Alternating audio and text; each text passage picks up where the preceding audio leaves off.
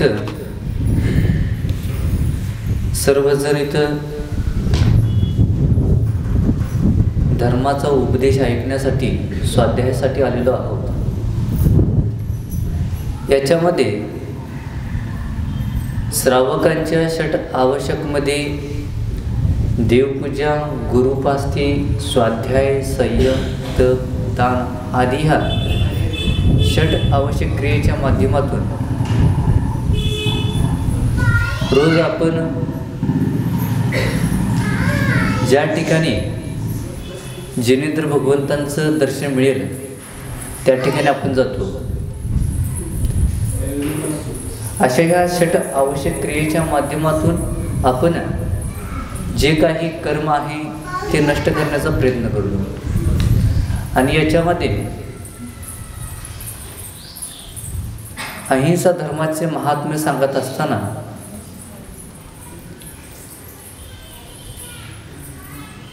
याच्यामध्ये एक भावकर्म कसं असतं याची एक छोटीशी कथा सांगतो तुम्हाला.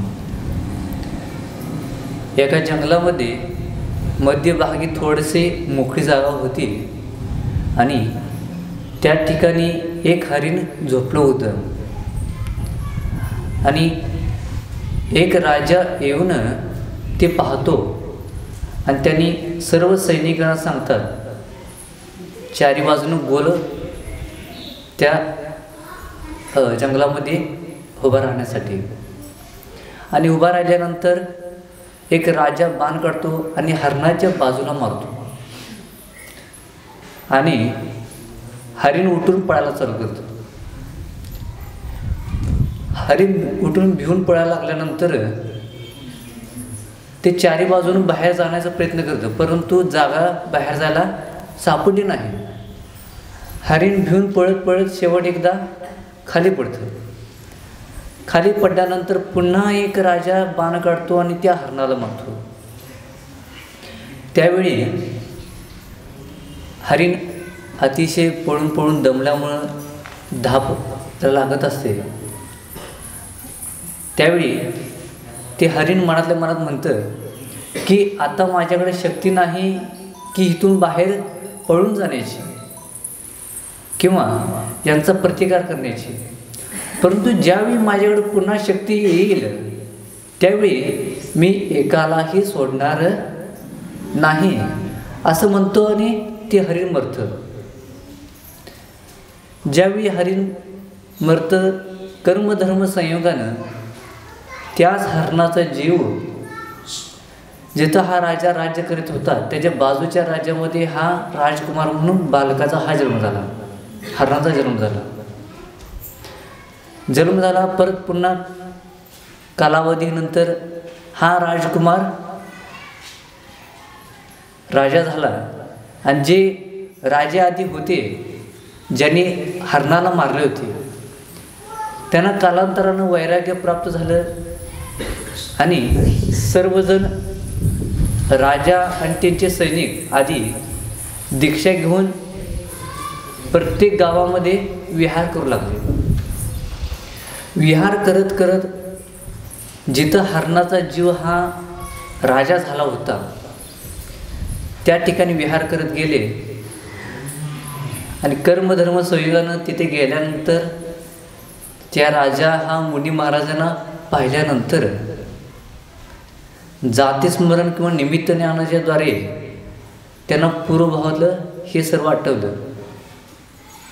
आणि आठवल्यानंतर तो राजा काहीही विचार न करता तो त्यांच्या सैनिकांना आदेश देतो की हे जितके काही मुनी आहेत ह्यांना सर्व मुनींना तेलाच्या घाणीमध्ये घालायचं. कशामध्ये?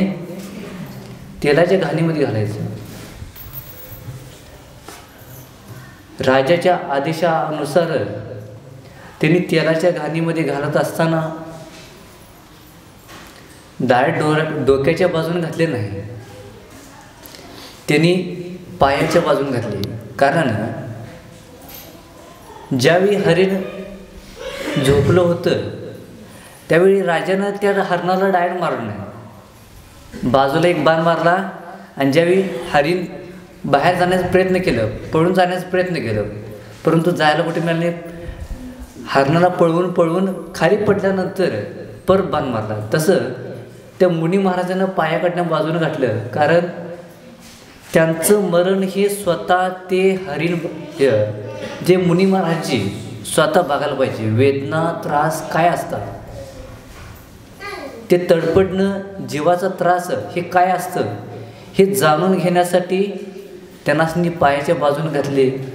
आणि ह्या भावकर्माच्या अपेक्षेनं, भावहिंसेच्या अपेक्षेनं बघायला गेलं तर हरणाला फक्त एका राजाने मारलं होतं. किती जणांना मारलं होतं? किती जणांना मारलं होतं? एका राजाने मारलं होतं. परंतु सैनिक काय केले होते? काही केले नव्हते. सैनिक फक्त बाजूला थांबले होते. त्या हरणाला बाहेर जायला कुठं जागा दिली नव्हती. परंतु ज्यावेळी हे मुनी महाराजजी दीक्षा घेतले होते, तसं बाहेर तर राजाने एकट्यानं मारलं होतं. तसं तेच कर्म थोडे कालांतरानं ते ज्यांनी मारलं होतं त्यांनाच शिक्षा मिळाली. परंतु जेवढे काही सैनिक होते त्या सर्व सैनिकांनाही तिथं त्या घाणीमध्ये घालून मारण्यात आलं. याचं कारण कृतकारित अनुमोदनाच्या अपेक्षेने. कृत म्हणजे स्वतः करणे, कारित म्हणजे दुसऱ्यांना करायला लावणे, आणि अनुमोदना म्हणजे जे करत आहेत त्यांची अनुमोदना देणे. तसं भलेही राजाने एकट्याने मारले होते, त्यांच्यासोबत बाकीची अनुमोदना म्हणजे अडवण्यासाठी प्रयत्न झाले.